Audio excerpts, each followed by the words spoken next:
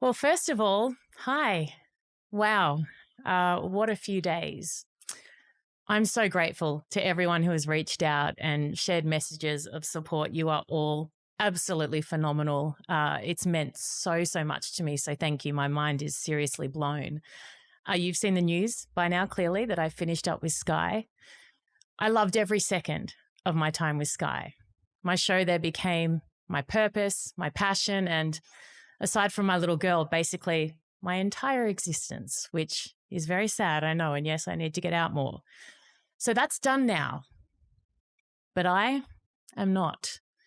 In fact, I'm just getting started. So I'm sorry to those who had hoped otherwise. I'm somewhat surprisingly much harder to kill off than you'd think.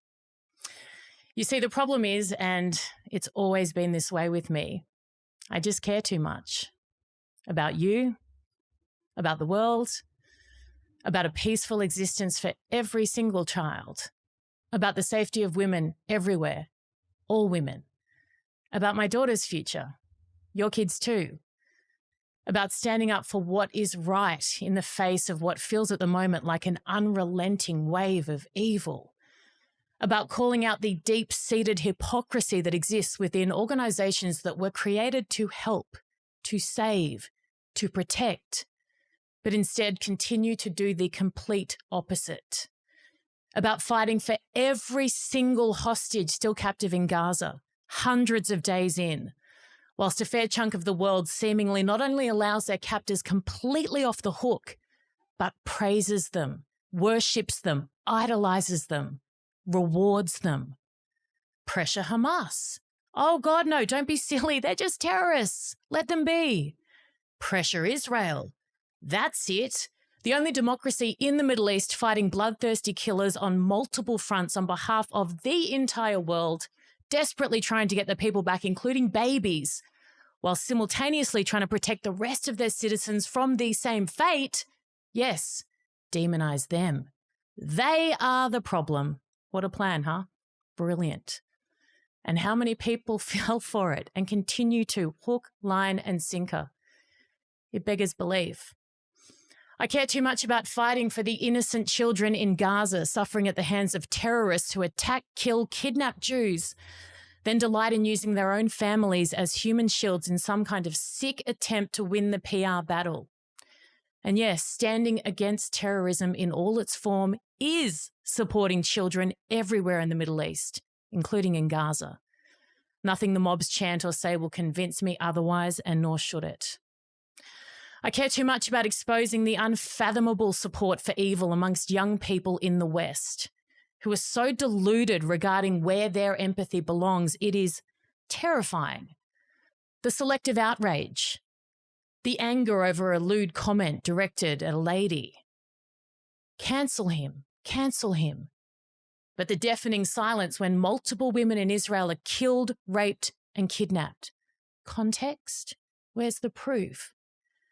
Highlighting the demise of the feminist, those self-proclaimed warriors for women who fill their Instagram feeds with Marilyn Monroe quotes about knowing their worth, but refuse to even acknowledge the suffering of any female who does not fit into their terrifyingly naive narrative. The absence of moral clarity and extremism taking its place, it hurts everyone, all over the world. It doesn't matter who you are, where you are, or which God you believe in, if any. It's tearing us apart. Evil requires three things to not only survive, but to thrive, in my opinion. 1, weak leadership. 2, useful idiots. And 3, a silent majority. We've had the first for far too long, weak leadership, but that comes to an end soon, in the US at least.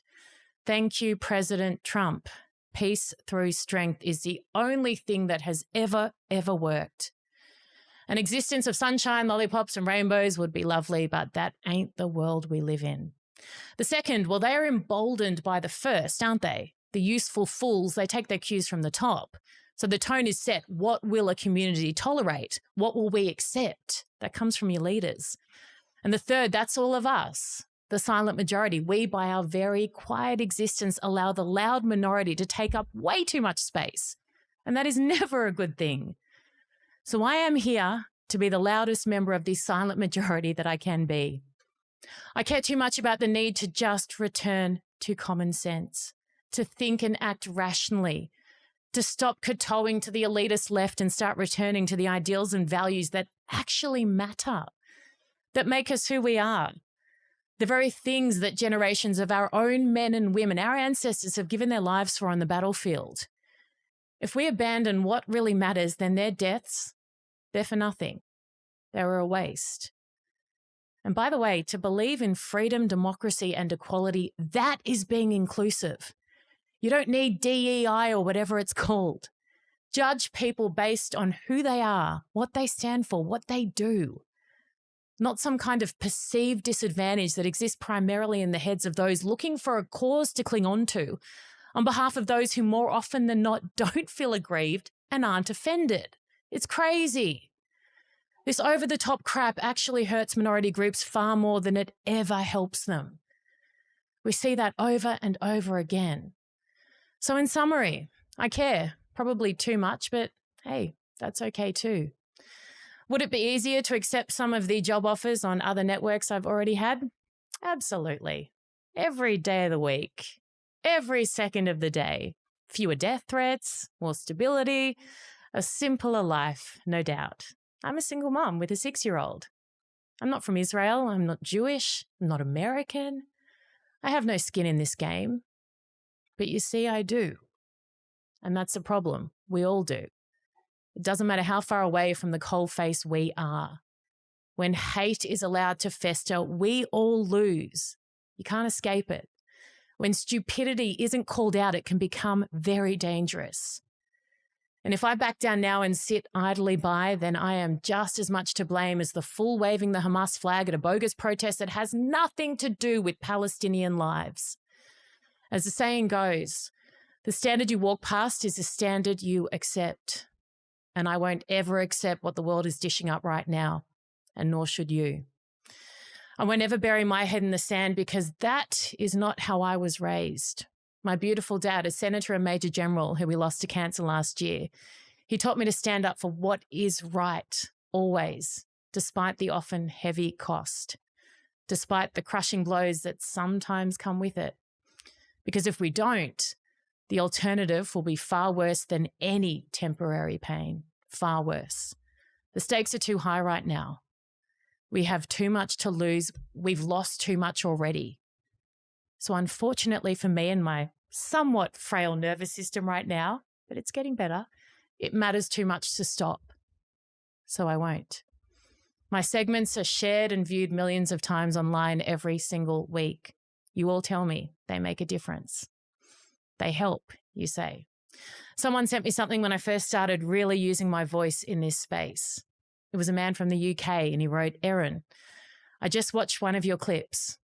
My morals haven't changed, but my entire perspective on who they align with has. Thank you." A woman in Jakarta stopped me at a hotel when I was there recently, a Muslim woman, and she thanked me.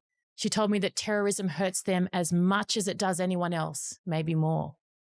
I grew up in Indonesia, home of the world's largest Islamic population. I love the country, the culture, and the people. Many of them are like family to me. I speak the language too. I fight this fight just as much for them and for their children as I do for any others. Terrorism and extremism hurts all of us. And that is why I will not stop. As I said, I'm only just getting started. So watch this space.